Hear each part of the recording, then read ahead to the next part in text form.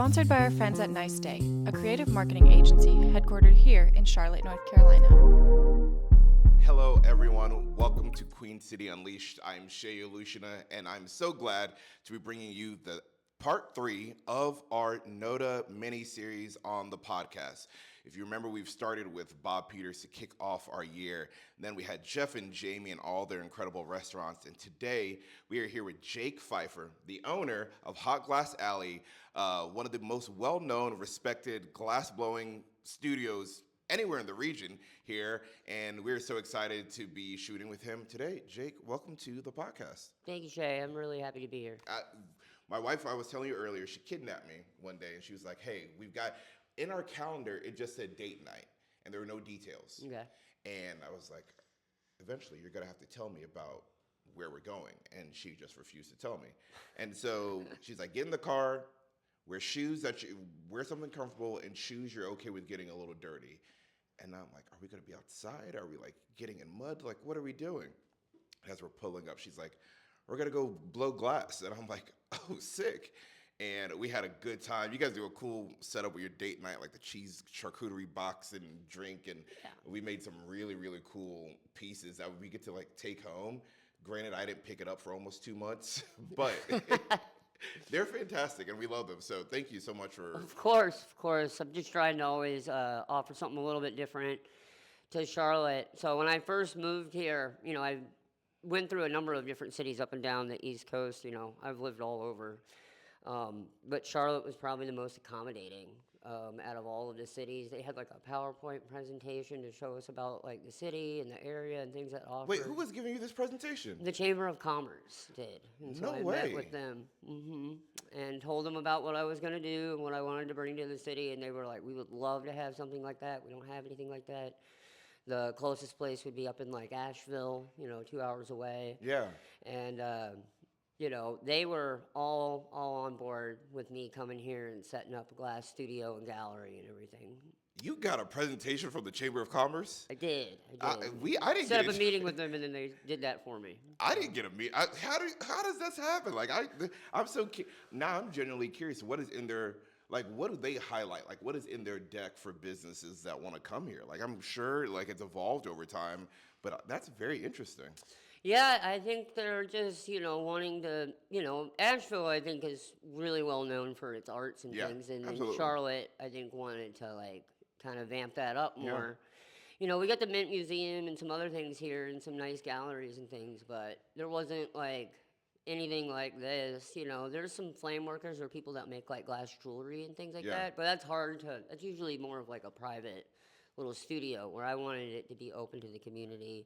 Not only for me to do what I need to do and things, but also to have other people like yourself come in and be like, wow, didn't even know this was here. This is super cool. And it's something different than just going to the movies and dinner or something like that.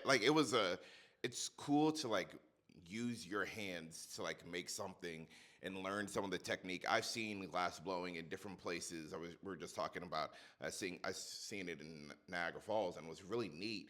And I was always just amazed at how they take the glass and they're molding it, and then when do they blow, why do they blow, and how they get the color. So Christian did a great job explaining it all here, and to understand it, now I have a greater appreciation when I see blown glass. I'm I understand at the basics what it took to get to that. Or when I'm watching your videos now, I'm oh, that's why they do all these different things. So it's cool. Yeah, like you said, you saw it up by Niagara Falls. I ended up going to school in Rochester, New York at RIT, Rochester Institute of Technology, and graduated there in 2010. By that point, by the time I graduated, I'd been blowing glass for about 8 years. So I started real early on, and the way that you kind of said it captivated you. So I was about 13. Oh, I'm glad you're saying this. This is literally one of my questions. Your story, anywhere you look, you up, is 14 years old. They say villain origin stories. Yours was glass blowing origin story, and they're he was 14 years old, and then. Yeah, I was 14, and we were on a family vacation in Bermuda. My dad and mom are doctors. Okay. And I didn't know what I really wanted to do. I don't think any 14-year-old really does at that point. But I saw them blowing glass down at the Royal Navy Dockyards at a place called Dockyard Glass, which is still open today, by the way. Okay, cool. And I was there, and we walked past the studio, and I was like, "Oh my gosh, it's really hot in here, Dad. Like, what are they doing?" He's like, "They're glass makers," and I'm like, "What the hell is that?" Like. So we walked in, and then I saw all this like beautiful work like everywhere, and was looking at it, and I was like, "They made all this stuff?" And he's like, "Yeah, yeah, that's what they do for a living." And I was like, making like anything from like animals to vases and cups and all sorts of stuff. And I sat there and was just captivated and watched them for like 3-4 hours. My parents were like, "We're gonna go shopping," and I was like, "You do your thing. You just leave me here." And eventually my parents came back to pick me up or whatever, and I'm sure these guys were like, "Is this your son? You want to take him with you?" So I asked these men like every question under the sun because I was just captivated. Wait, so they were engaging with you? Oh yeah, Oh, that's yeah. cool. I asked them so many questions. It's insane. Like and just like fell in love with it right there. And we lived in New Jersey at the time, so when we got back, I kept asking my dad, like, "Can you help me find like a place where I can like learn how to do this?" And he's like, "Yeah, sure. Tomorrow he'll want to be an astronaut," And I just kept pressing. And he helped me find a guy. His name was Robert Custer up in New Jersey, Bellmead Hot Glass. And I started there when I was about 15. Like 14, 15 years old, and the guy didn't pay me much. I worked for free for about a year, and then he paid me just like a little bit. But I did that through all out high school. That was the only job that I've ever like had. So you've only ever blown glass? I've worked a few other places, at a movie theater and a gas station, but yeah, that didn't last very long. And that was just like to help pay bills and stuff when I was in like school and like right after school and things. But yeah, I always blew glass. That was always my priority.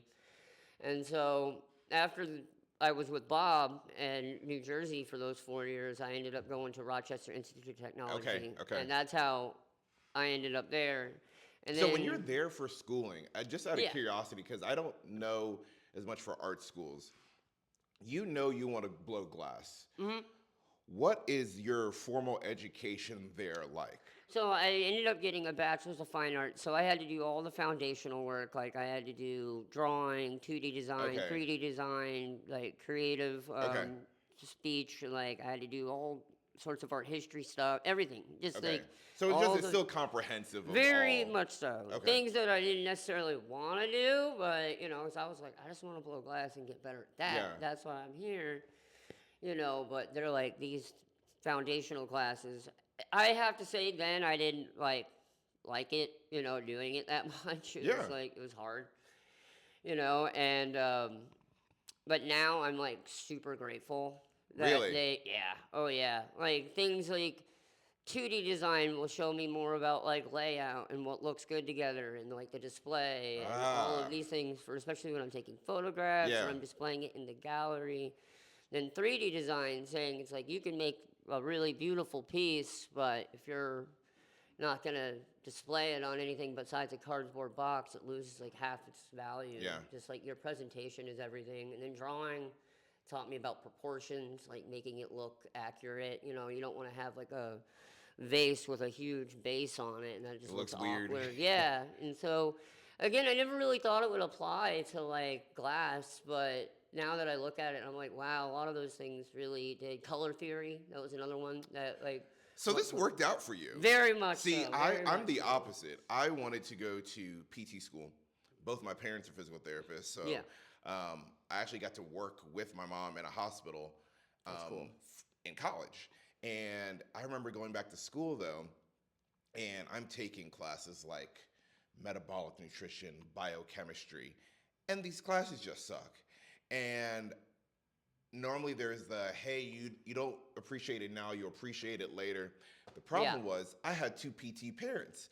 So I would call my dad and I'm like, when was the last time you ever talked about biochemistry? He was like, and he got stuck because he was able to say that for years through like high school and stuff like, it'll pay off, you'll need it later. When I'm stressing about metabolic and biochemistry, he's like, Yeah, sorry, son. I actually don't know. You're never going to use this. I'm like, I know. I am never going to use this as a physical therapist. I'm like, two of you. I was like, I've lived in the house with you my whole life. I've never heard you discuss this. Why am I taking these classes? He was like, yeah, I can't help you with that. It's just core stuff that you had to Yeah. do. Yeah. So, but like for you, it's cool to hear like your stuff actually It comes back translated, around. but again, it was like you said, I didn't appreciate it till later when I At realized. least you got what to it was appreciate like. it. I still think of biochem and metabolic, and I'm like, freaking waste of time. Like I didn't need it. You I'm know, stressing there about were that. definitely some classes where I was like, I don't need, you know. So were you Okay. able to still glass blow in undergrad? Like when you were Not in as school? much. Like Okay. I would only be able to blow glass like once a week, which was really kind of depressing for me because I went from like doing it like every weekend, like all day, and in the summertime when I was at Bob's, I would work Monday through Friday, like a full-time job. And then like they're like, yeah, you can only like this is like the freshman blow slot, you know, and then if there's an empty one, you gotta like be there at the right time, and you know that never worked out, you know, and so I was like, It's like breaking up with your true love. yeah. But then sophomore year, I was actually in the department more, and then they brought us back through basics again. I was like, I already know like some of this stuff, but my teacher was like, let's see what you got, you know. And I remember her like breaking it down for me, and she, you know, I guess I thought I was hot shit, you know, at the time, you know, obviously, you know. The prodigy, huh? Yeah, I was like, how are I doing this? I'm not coming in new here, you know. And there was a few other people like that, but yeah, she was like, we're going back to basics, and I have to say that was probably one of the best things that she ever did as like a professor for me. It was just like, check yourself at the door. Let's start from the beginning. Yeah. And I'll help break some of these bad habits that you probably picked up. And she was right. I remember I could only marver. So marvering is where you roll the glass on like a metal table. A marver means marble in Italian or French, I think. Okay. And that's what they used to use. But so you would roll it to help shape it and cool it off. And I would always go from like left to right and then pick it up and start over. And instead of going Back and back and forth. And so she's like, Jake, you look like a typewriter. You gotta start, you know. And yeah, exactly. And so she was like, all right, from now on, you gotta start on your right-hand side and then go to the left. Then you can go back the other way. And I mean, that messed my game up for a minute, you know, because I would be like, all right, I can set it up, no problem. And then I'm doing that, and I'm like, oh, It doesn't feel right. It it's probably a mess. feels It's weird. a mess. It was a mess, and I was like, this is terrible. And then now it's like, thank goodness she did that. And there are a few other teachers that I had. So I would take classes at Corning and Penland. And I used to not trim the edges of the vessels or the cups or things Yeah. like that and make them thinner. And I would just be like, it's good, just open it up. If it's thick, it's thick. And people would be like, you need to like learn how to do Yeah. this and refine it. And so I remember a teacher named Eddie Bernard, he was like, okay, you're bad at trimming the edges of vessels and you're scared that you're going to mess it up if you try and trim it and ruin the piece. And I'm like, yeah. And he's like, okay, well, we're going to get over that. And so he made me make like a glass tube on the end of like the blowpipe that we use. Yeah. And then he's like, all right, all you're going to do is you're going to sit here and you're going to just practice trimming until the whole tube is completely gone. And you're just going to do that over and over and over and over and over. And it's, again, one of those things that comes like, glass blowing is muscle memory. Yeah. Very much so. Getting both hands to work together.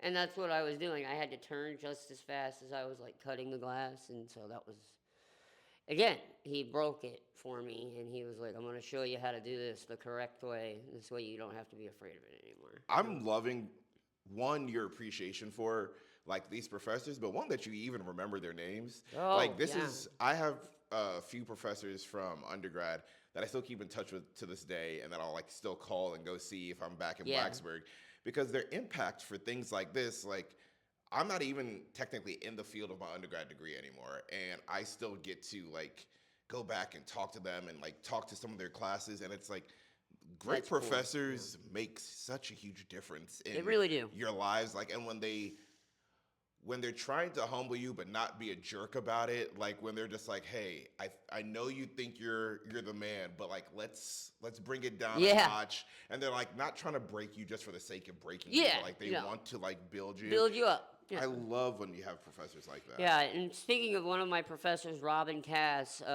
she was my academic advisor as well as like my main teacher at RIT. She lives down here in Salisbury now and runs a school over there.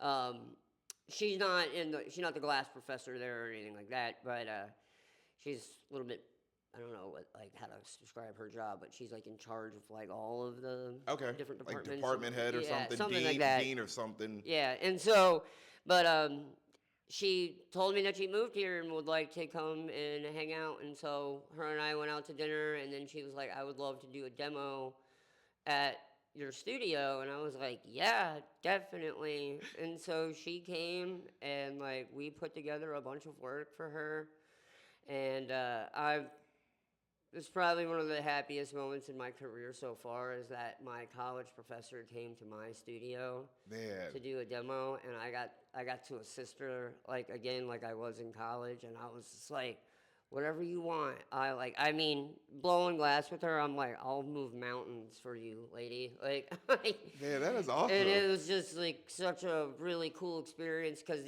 all my employees have heard me talk about her and like some of these other people, and they're like, it's cool. We don't know who they are, and I'm like, this is the lady. This is the Your lady. hero like shows up. Yeah, and I was like, she's the one that showed me how to do like my favorite pattern's called a raticello, and it means fishnet in Italian, and it's like a weaved. Yeah, okay, pattern. I've seen it. Yeah, and it's very difficult to do. It's a one shot, one try, very mathematical, precise. Very technical. And she was the one that showed me how to do it, and I'm like, we've never forgotten. Man, that is moment awesome. and stuff like those like little things like that. And she's like, well, you can do it better than me now, and blah blah blah. And I'm like, I don't know, Robin. Like, you're still pretty awesome. Like, That is, I mean, I think that's really cool when you get to, one, the other thing I love about this is like you're getting to enjoy this moment with her while she's alive. It's not like you have Yeah. to wait. That's one of the things I've learned, especially last year, was like giving kudos to people while they're alive, while they're here. And so like some of my professors at Tech, I started to reach out to them. One of them I was able to find. I hadn't seen him in like a couple years. And so I walked into his office. I'm like, Dr. Williams, you remember me? And he was like, he starts thinking, because he gets, hundreds of students a yeah, year. right. And I tell him when I graduate, he goes, yes, I do. How are you? He's like, wait, what are you doing now? Did you go to PT school? And I'm like, well, you gave me advice. He goes, oh God, was it good advice? And I was like, it was great advice. I was like, I was struggling of like not wanting to go to PT school. I was like, Oh, I really? don't want to do this. I love the career, but I knew, like, I ended up doing some leadership stuff in school, and I'm like, I want to have more of a say in what happens. And so he was teaching a class, and I loved going to his class, just the way he Yeah. taught. But like studying for it, understanding the material just was very hard and wasn't fun. And I went to him like, I'm struggling with this. And if I'm struggling in your class, 3 years of PT school is gonna suck. And he's like, well, have you ever thought about the admin route of healthcare? I was like, what are you talking about? And he's like, healthcare admin, have you thought about it? And I'm like, no.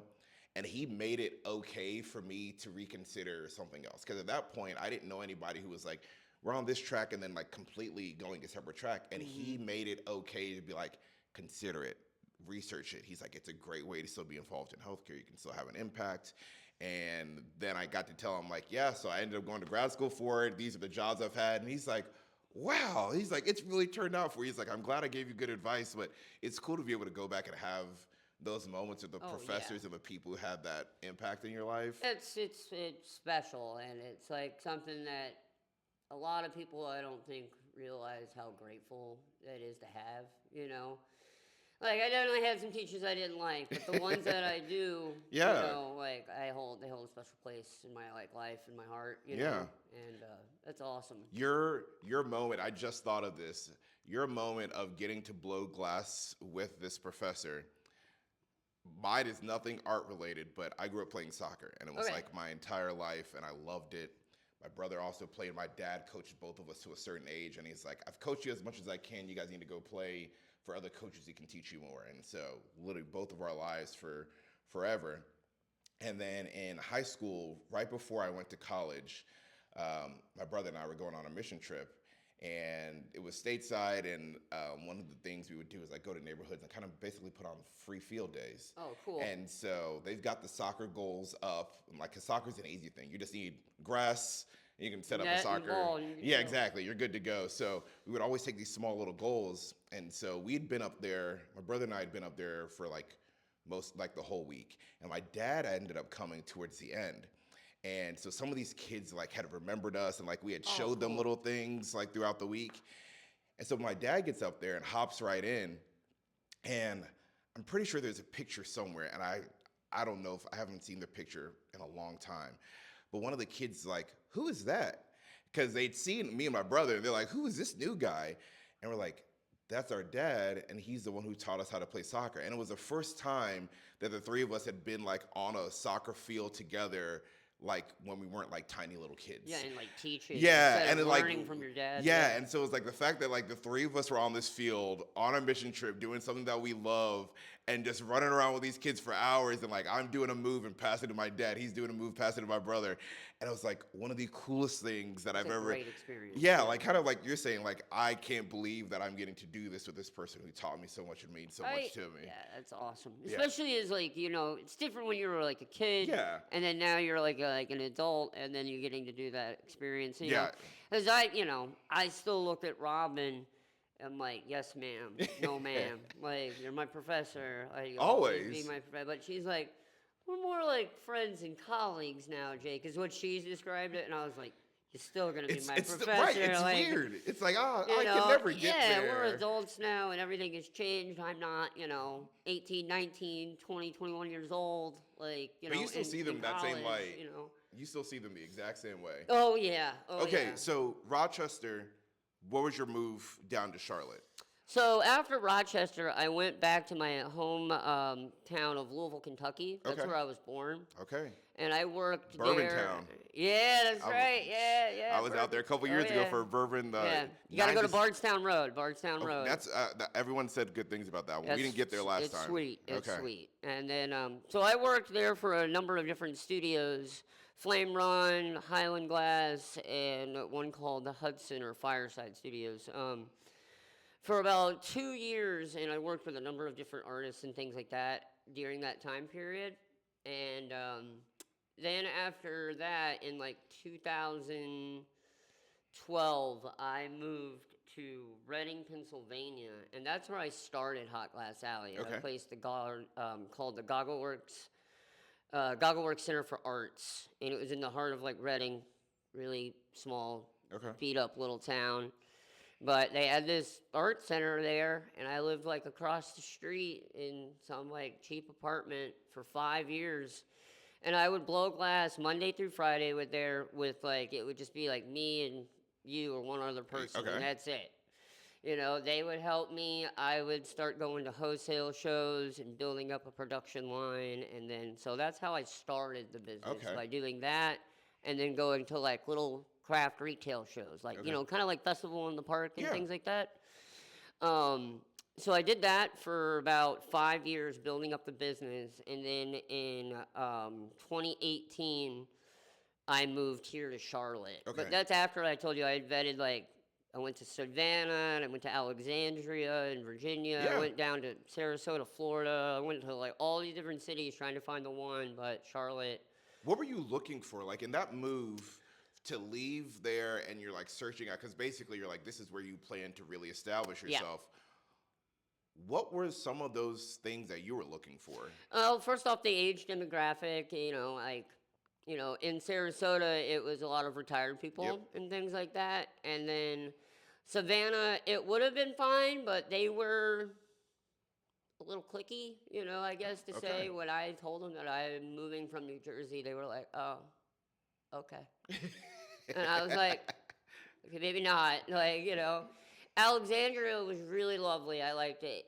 Except it was right outside D.C., which was, like, expensive. Oh, yeah. As Oh, hell. And so... My wife used to live up in that area, Okay. so I Yeah, and I grew so- up in Richmond. I spent a lot of time in Okay, that yeah. area.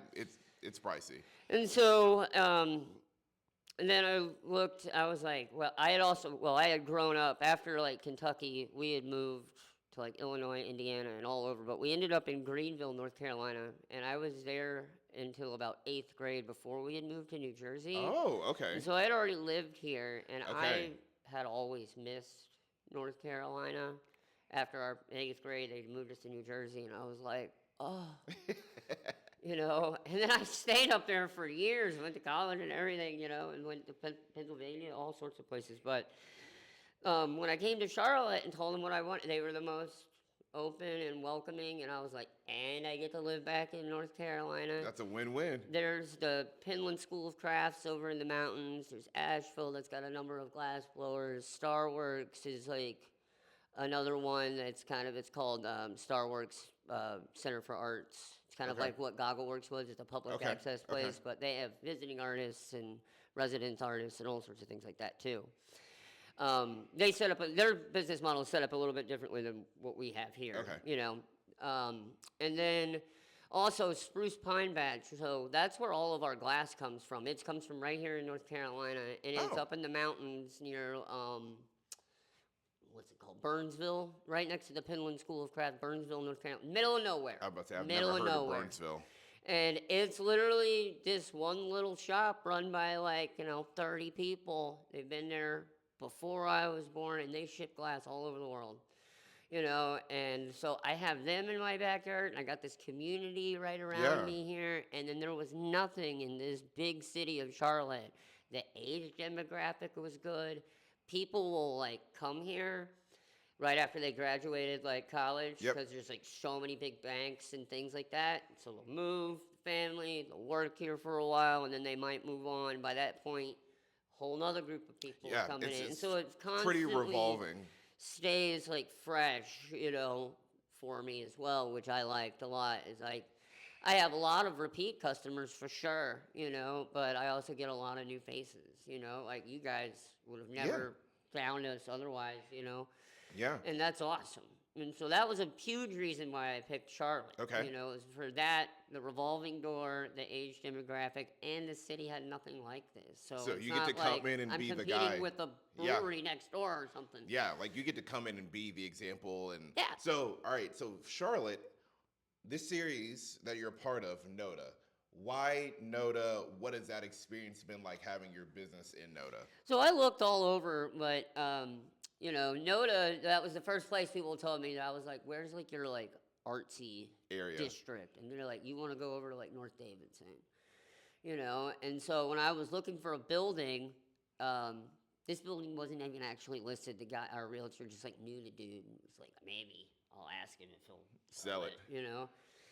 And but once I walked up and down NoDa and I saw all the restaurants and the little shops, and then there was some breweries Yeah. and things over there and all that stuff, I was like, this is great. It reminded me of Bardstown Road in Kentucky. Okay. And so it was just people every day, and especially on the weekends, just walking up and down. Just hanging out. They'll get some lunch, and then they'll go shop, and then they might get a beer and stuff. And we're right around the corner from NoDa Brewery, and then we're the only real art thing. But as I've been here, you can just see this art district moving towards me. At the end of the street now, there's huge apartments, and everything. All the Once- development coming. Oh yeah, and so that's what they said was going to happen, that it will be coming towards me more. And I was like, okay, well, it's time to get this building, And then as soon as I did that, I joined the board for NoDa and told them about what we were doing. And they're like, yeah, we would love to add you to the NoDa Art Walk, which is every third Friday. We have Okay. open demos at our shop every third Friday. From 6 to 9, it's free. Usually have refreshments and snacks and stuff. Okay. And you can not only see me, but a lot of visiting artists, like my teacher and a bunch of other professionals in our career, have come here and blown glass with us, which is awesome. And so NoDa was like, yeah, now they wanted a mural. And so we ended up putting that one on the side of the building, and they added that to their thing, because you can go, there's a tour where you can see all the different murals all over the city. Oh, okay. And that's gotten added to that as well. Maybe And that's so something we should do. I don't know if we've done we see a bunch of the murals. I don't know Yeah. if we've done an official mural tour. There's one in Uptown. It's the DeLorean, and I was like, that's sweet, from Back to the Future. Okay, yeah, Yeah, yeah. and I I think was I've like, seen that that one. one's awesome. No, there is one. Um, I'm. I don't want to say it's the wrong artist. I think it was Puck, but it's this woman and she's got like animal eyes. Yeah, I know what Like you're talking about. Yeah, that one always like something about that one feels so it's real. really Every cool. time I drive past it, I'm like, oh, this is like really, really incredible. So we should maybe we should just do a mural walk, maybe a They're drive. all over. Yeah, it's a drive. Yeah. You kind of like. I think there's like a thing where it says like start here, and then it'll Okay. We kind of. did one in Philly. We were hanging out in Philly with some friends, and there was actually one that you could walk, and it was a really cool way to like walk through Philly. Like so, like as we're walking from one mural to the next, like we're looking at other stuff and stopping and get food or whatever. But it literally took us all across Philly. Charlotte isn't set up to be able No, to do not that. really. Yeah, the 'Cause, like, light for rail what? is nice, but you'd have to get off and get on every time. Exactly. And stuff. But the car idea is probably what I would do. Okay. Okay. You know, because there's a bunch over here, and then there's ones in over like Central Plaza, and then there's ones in like the Uptown area, Yeah. and so they're all over the city. But yeah, NoDa was like again just super like accepting, and we're like, yeah, we would love for you to be a part of our like little arts district here and include you in the art walk and everything, and so that's how I ended up over here in NoDa. Okay. You know, I looked in Uptown, but again, they were like. It's First pricey. off, like they were like, "You want to do what? You want to have a furnace on that's over 2,000 degrees, and you want to leave it on 24/7?" And I remember the fire marshal was like, "What are we doing here again?" And I'm like, "All right, all right. I swear it's a real thing, you know." Because again, he's like, "The hell are you talking about? Like that sounds super dangerous, you know." And I was like, it's not. It's really controlled, I promise. And so I had to take him to another studio and like show him like this Really? is what we're like doing and talk. I could explain it and show him and tell him and like I had enough experience and like everything like I went through like he's got all the safety regulations, all of the safety equipment, everything has been UL and TUV certified, all of it. You Man, know? all the details for it. Yeah, dude. Like the fire marshal and me are real good friends now. Like. And so they were like, all right, as long as you do all of this, you have to be in more of like a zoned industrial area. That's kind of why we're over here. Okay. And that's where they're like, yeah, you could put like a gallery in Uptown, but we don't want this to be next to like a huge high rise or apartment Fair. building. So I got it. It makes more sense to be over here anyway, and the art district just happened to be Also, right probably there. cheaper to buy Oh, yeah. a place. It was a lot cheaper. To buy A a lot place. cheaper here. You have parking. Yes, thank goodness, It's you know. it's not a parking garage. Okay. Looking at, and I know you probably didn't make a lot of these, and Actually, I but made everything here. oh, okay. What are some of your favorite things to make? Some of your favorite designs? Well, the Treasure series has probably been some of the longest running things like that. Here, I'll bring one down here. So, there you go. Thanks. So, I've had this series. Let me get another one. Sorry. These are super cool.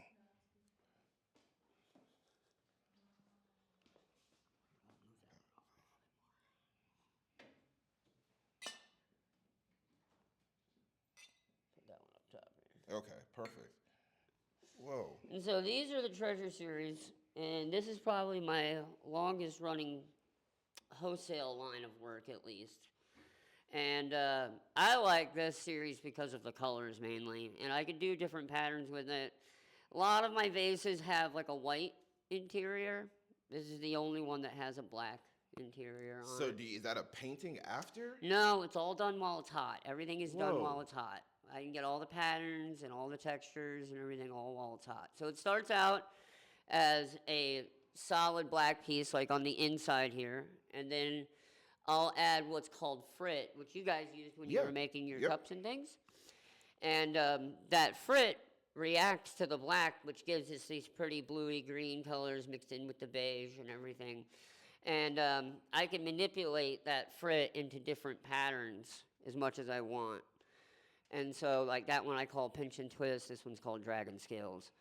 You know, and they come This in a is variety of different unbelievable. shapes. And so, yeah, I've had that series since 2013. You know, I've been making that work for that long. And now, like, again, my favorite kinds of things to make are things that involve more like this, like line work, cane. I saw you making one of these. You were like wrapping it around. Yeah. And so this one's pretty simplistic. This was an award for, what was it? I think the airport. And well, I had to make a bunch of little ones, like something like those up there. Okay. And then they wanted like a bigger one or two. And so, yeah, but each one of those lines is an individual piece of glass that I added to it later. And again, that radicello pattern is made up of what those lines are, and that's called cane. What's we blew glass here, and ours were very simple. What blows my mind is that these things. There's no paint in this. Like None it of is it. truly just the Just solid glass, glass. and Yep. that is like. I would look at this and be like, how on earth this got some weight to it. Yeah. I'd look at this and be like, how on earth did somebody get that inside? And like seeing your videos or seeing like when we're here, other people working on things. I mean, the art is just. Yeah. At what point did you feel like, I'm sure you're always still learning, but at what point did you feel like, all right, I've got this, I'm good at this craft? 10 years. 10 years from when you started at 14, 15? Or, okay. Yeah, I would say about after 5 years, I felt very comfortable with the Okay. material. About 10 years, I'm like, I can probably make it if I spend enough, like, if I practiced it a few times, Yeah. I would definitely, like, get it. You know, even now, there are things when somebody will be like, can you make this? And I'm like, yeah, let me try, you know? And, like, I'm considered what they call a vessel maker or a vessel blower. So a lot of my work is very functional, Okay. you know, and Vases, utilitarian. jars, cups, yeah, things like that. yeah, exactly. Okay. But now I do a lot of interior design and corporate awards and commissions. So like these were awards and things. Like these are other ones. So This is something like a we like sandblasted an image into that. And but like this looks like a sea creature. yeah, yeah. And so the different patterns and molds and things that I use can add different effects to it. And so there's all sorts of stuff. If you can think about it in glass, you can probably make it. It just depends on like your approach. So like Yeah. if I wanted to make like your hand, like cast your hand in a position, I can use what's called like casting glass to where we can get down to like the lines and the creases, even your fingerprints would show up. In the Like, glass? In the glass, yeah. And so that's And cast then you would blow glass. that? Not blown, that's cast glass. okay. So that was another thing that RIT taught me is like I always was like, I like blown glass. I like blowing glass. Yeah. But there's a billion other ways to work with it. You can fuse glass, you can flame work it, which is like the jewelry making. Okay. Casting glass is like where you make like a mold. Then you like would Put the fill glass put in, the glass okay. and heat it up, and it will take that form. You know, then there's cold working glass, which is like things like this, where you can get it really sharp, cleaned edges, really faceted, really well. And these are all aspects of like working with glass that I learned while I was at RIT. Yeah. Even though blowing is my favorite, knowing how to do all that stuff again helped round me out. So if somebody comes in, I can be like, I can look at it and being like, Figure it out. yeah. And if say I don't cast glass here, but Okay. if say a project comes in that requires that, I would just usually give them a name of somebody that I know Can that do it well. would do it and do it better than I could. What is something for you? I mean, these are incredible pieces, and again, I've started watching more of your videos since we had our date night, just because it's Yeah. insane. What are some of the things that you do that you believe make you stand out amongst glass blowers? And not to say anyone's doing anything bad, but like, what are Yeah. some things that you feel like if your colleagues or your community were talking about you, what are the descriptors or what were the things that they say like Jake does this better than most of us? It would be probably some of the cane work, like The cane work, the line Okay. work, and then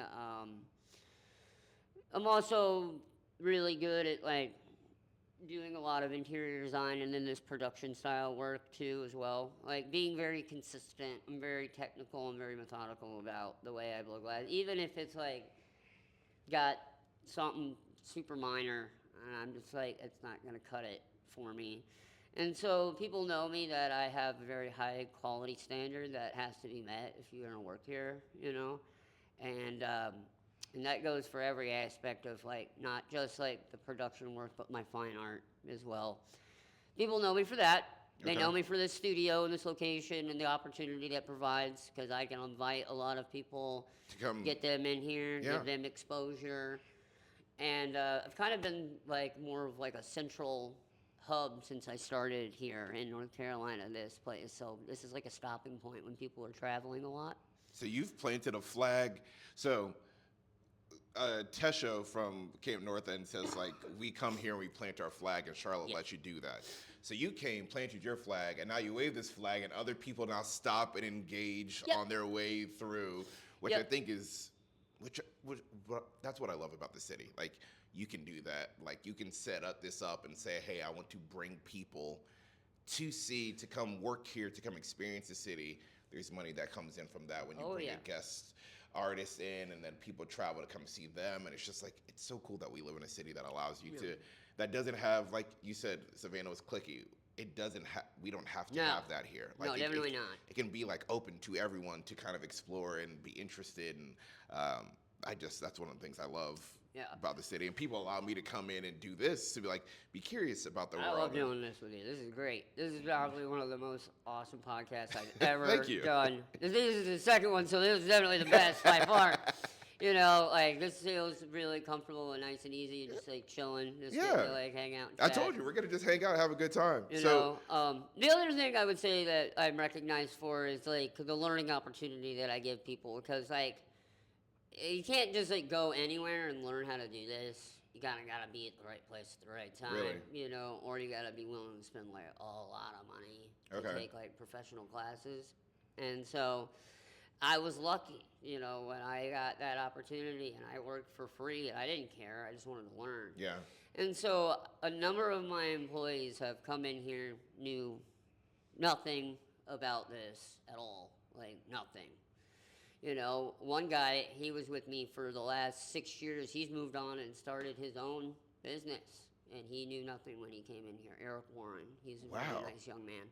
Christian Maldonado, Yeah, He was, He said he didn't know much. he did not know anything when he walked in this door. And so my rule is like, I'm going to put you to the test, you know, for like 6-8 months.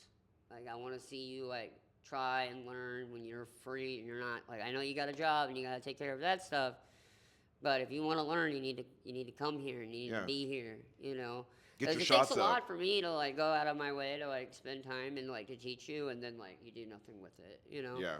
And so You want to make sure it's a good investment. yeah, but I'm also like, if you stick with me here, you will learn a lot, and you will be able to make something out of this, and it might take time, just like anything else, Yeah. you know. But it's your commitment, and so Saturn is another one. I don't think she's here today, but Okay. knew nothing, you know. She's our little baby of the group right now, you know. But yeah, I'm also known for that, is like giving. A good teacher. Yeah, good teacher. Yeah, my Robin wanted me to go and get my MFA and then be like a college professor like her, and I was like, but you only get to blow glass like once a week.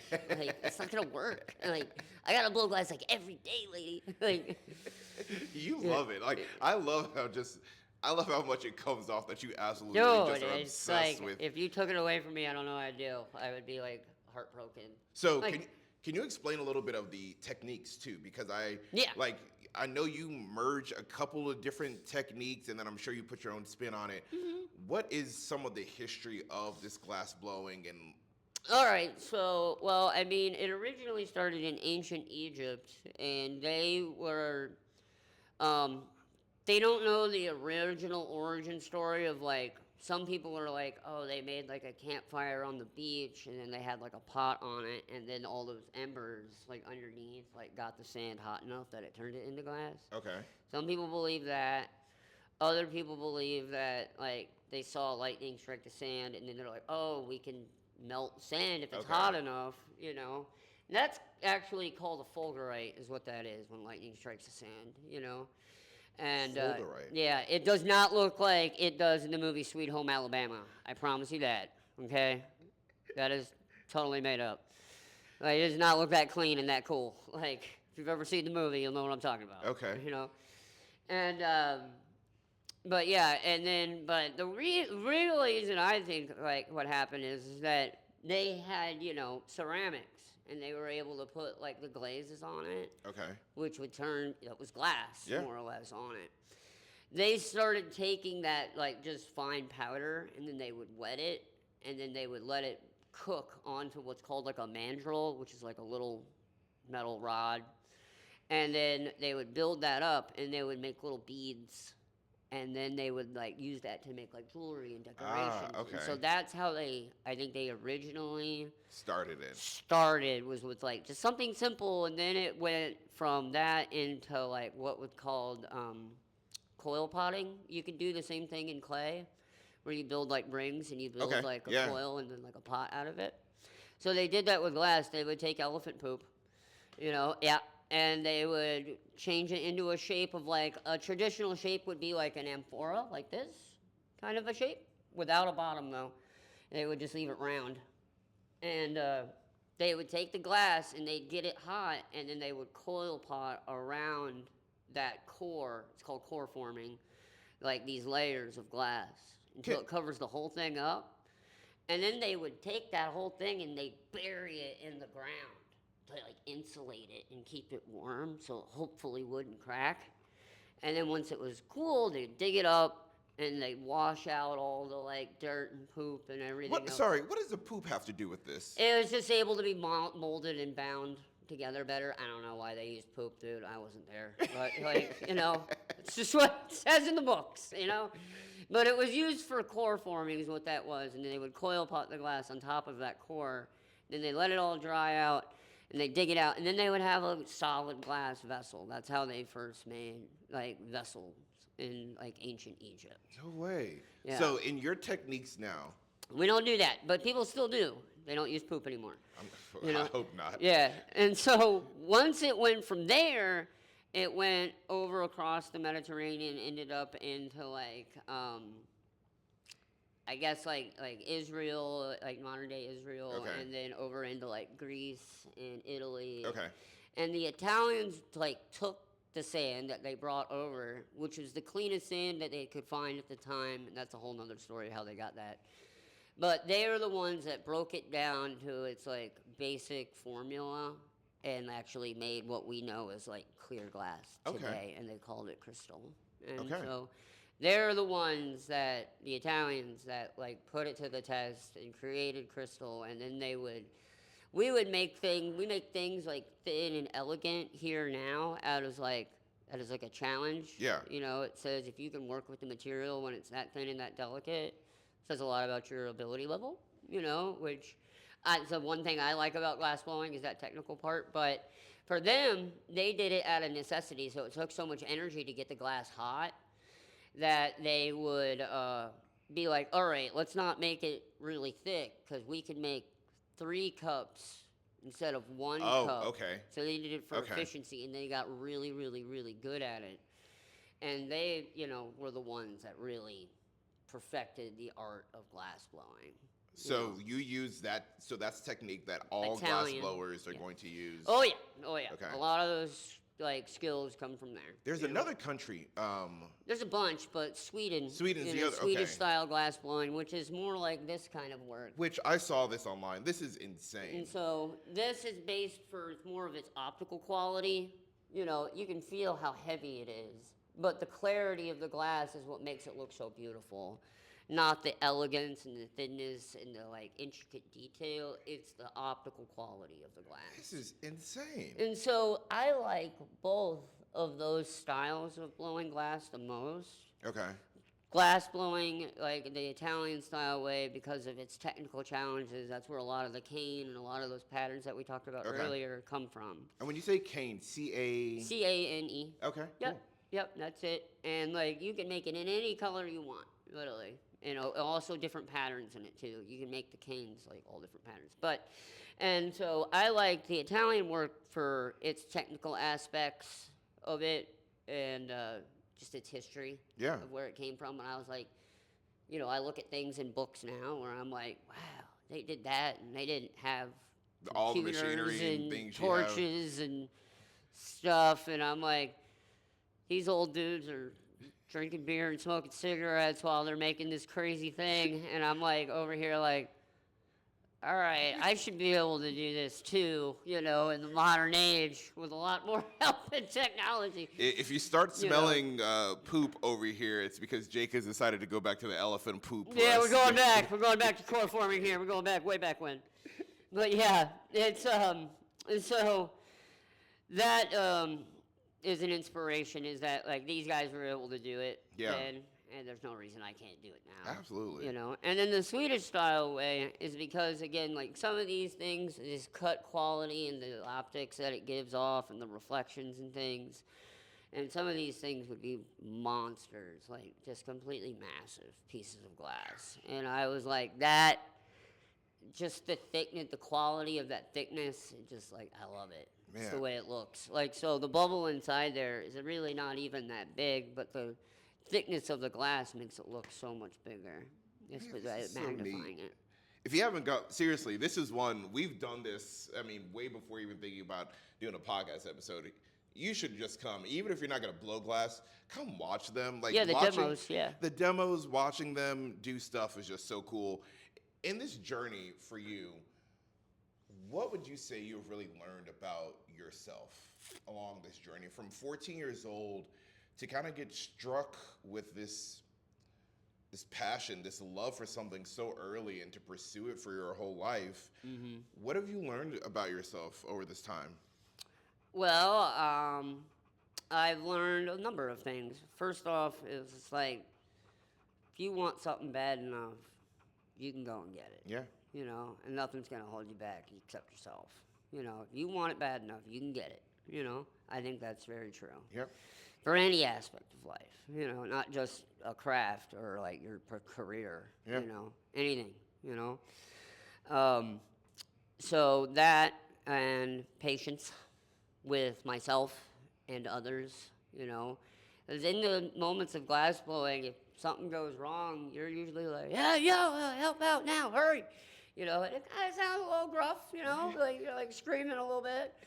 And you just got to remember, like, it's not personal. Yeah. It's just like in the moment, they're panicking, they Yeah. need help, And I remember when I was learning that, I was like, oh, that was a Why lot. is he This guy yelling just at me? like freaked out on me, And then he would be like, my bad, sorry, Yeah. thanks though. Like, and you're just like, it's all good, So bro, just It wasn't meant to be like yeah, personal or anything. just the patience that Yeah, comes with you're it. just like, oh, okay. I mean, it's a one shot, one try.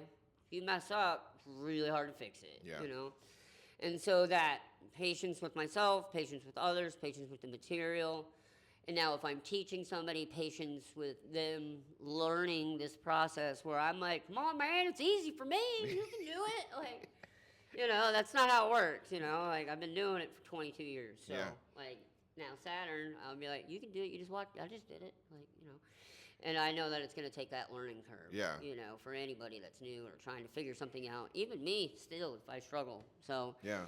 again, not discouraging myself if I make a mistake and I mess up. There's times where I'm just like, that looks great, and then it falls on the floor into like a million pieces right when I'm done at the end. And I just spent, the last like 3 hours, 2 hours making the thing. Oh my goodness. And then you're just like, well, that sucks, But you gotta, yeah, it's disappointing and you're a little like hurt, like personally, but you're just like, all right, just brush it off and let's make a better one. Yeah. Like, let's do it again. So those are probably some of the most extreme values that I've learned, Okay. And communication with others. If you're not talking while blowing glass, it's probably not going to go as smoothly as you can because you didn't tell somebody to do something or ask them for your help. Okay. And so, don't be shy. Okay. I'm not. They tell me I talk really loud anyways. So, yeah, my mom's like, you got to lower your voice. And I was like, what? Hey, me too. Yeah. I was at. Hey, it's okay. It's a calm. Calm down. And I'm like, I'm not hyped. It's just my voice, and Yeah. it's okay.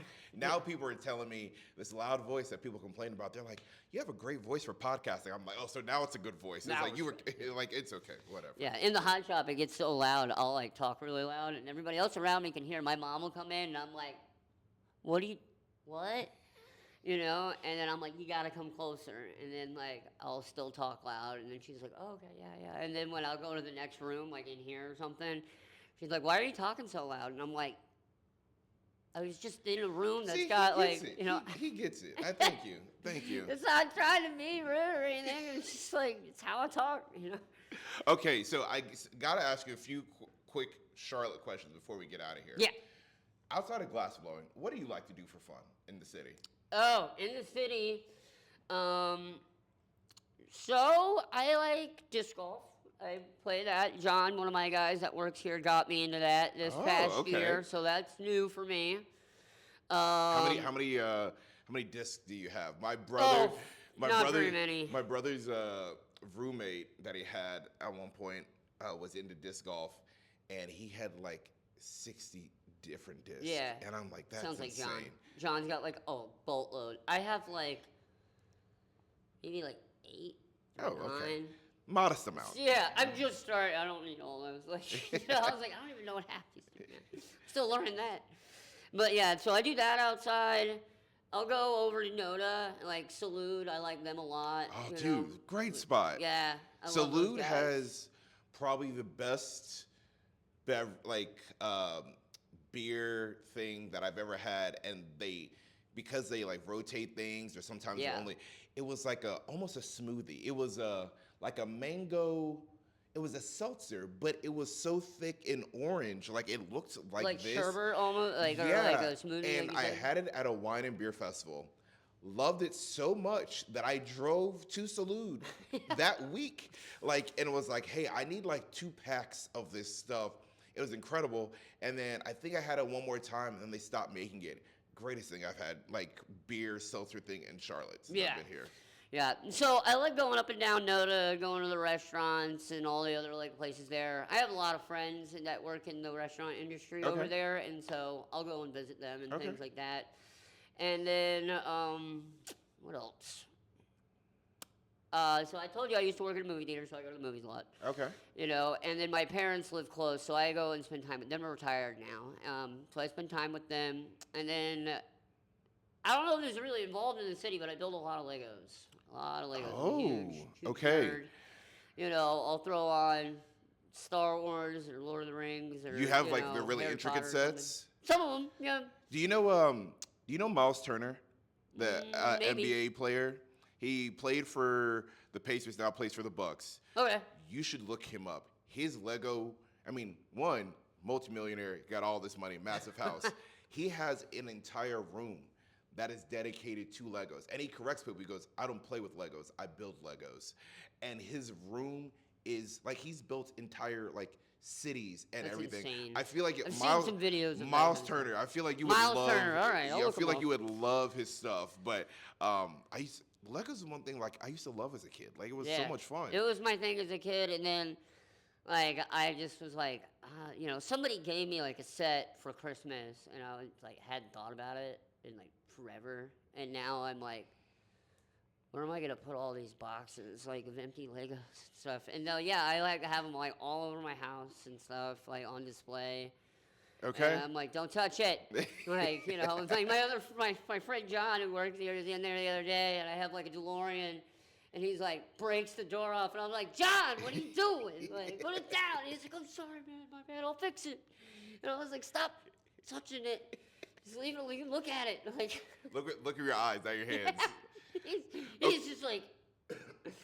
But yeah, so those are like some of the things I do. We play basketball a lot here. Okay. Yeah, we have a basketball hoop out in the back, Oh, so fun. we'll play in the mornings or after work, just kind of like cool off and stuff. And like, Cool just off hang out. by working up a sweat. Yo, man, it's a lot cooler than standing in the room. Like, That's true. That's true. Okay, food. What are some of your favorite spots to eat? Salute is one for Okay. sure. I love their pizza. You know, Haberdish is really good. I like them a lot. You mentioned it. I Yeah. was like, I haven't been to Supperland yet, but my friend Ash works there, and I want to go there. It's a good. We went for an anniversary dinner. I'm a It's good. huge seafood person. Okay. you So know? then you should do their other restaurant, Luluya Hall. Okay. That is more their surf and turf. So Okay. it's still steaks, but they do a lot more fish and seafood there.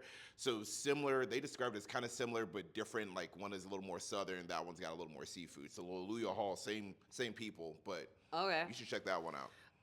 Now if I had to pick like fancy restaurant, Eddie V's, Okay. uptown, it's pretty good. Okay.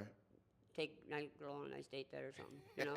Like, yeah. So I'm a big food. I'm not a huge spice person. Okay. If it's really spicy. A little bit of spice is fine, but if I'm like sweating in pain, Not enjoying I'm it. like, it's not. I can't taste it anymore. I'm out. Like, you know. And then I like breakfast food a lot too. Oh, okay. What are some of your breakfast spots?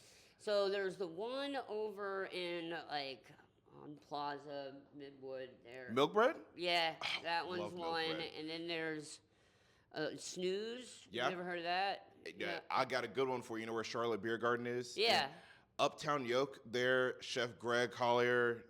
Uptown Yolk. Oh my Sounds god. delicious. Oh dude, they've got like almost like a cornbread biscuit that they do in a chicken gravy. Incredible. They're crackling potatoes. I'm not a big like, hey, let me get a side of like diced potatoes. Yeah. Their potatoes, insane. Their chicken thigh, like Yeah. they know what they're doing over there. Uptown Nice. Yoke. Okay. Uptown Yolk. I'm gonna have to go to that one. But yeah. So I frequent a number of restaurants and things here, and like I don't venture too far away from this area too much.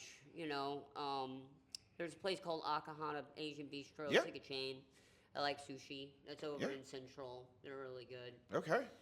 But yeah, there's places all over. that All are right. fine. Before we get out of here, you need to let the people know where can they find you. Okay, so Hot Gas Alley is located at 438 Atando Avenue, right here in Charlotte, North Carolina. We're right between North Graham and North Tryon Street on Atando Ave. We're literally right in the NoDa district. If you go to the end of Atando and turn right onto North Tryon, the NoDa Brewery, their big one is right there. And then one street over is North Davidson. Okay. And so we're here every day, Tuesday through Sunday, open from 10 to 4. We have date nights and things that'll happen on the weekends, make your owns and stuff on Yeah. the weekends. And then the demos are every third Friday of the night, which is part of the NoDa Art Walk. Okay. here and stuff. Website? Yep, we have a website, hotglassalley.com. We have Facebook, Instagram, all Hot Glass Alley. Okay. And so definitely you can find us. You can buy things online. You can buy them here in the store. You can contact us through any of the social media things. Send us an email. You can give us a call, whatever you want. We're always here. I'm always here for sure. Even on Mondays, never closed. Well, Jake, thank you so much. This has been a lot of fun getting to hear about this. This is super technical, and I appreciate hearing people get into the weeds of things like this. I love talking about it. So thank you so much for giving us your time. Thank you, Shay. Thank you for being part of our NoDa series. Please go after checking out this episode, go check out the other two. Book a class. Seriously, book a class. It's a lot of fun and a really cool experience, and you get to take something home with you. And so we love our glasses that we made here. And thank you for checking out this series, and we'll see you for our next episode.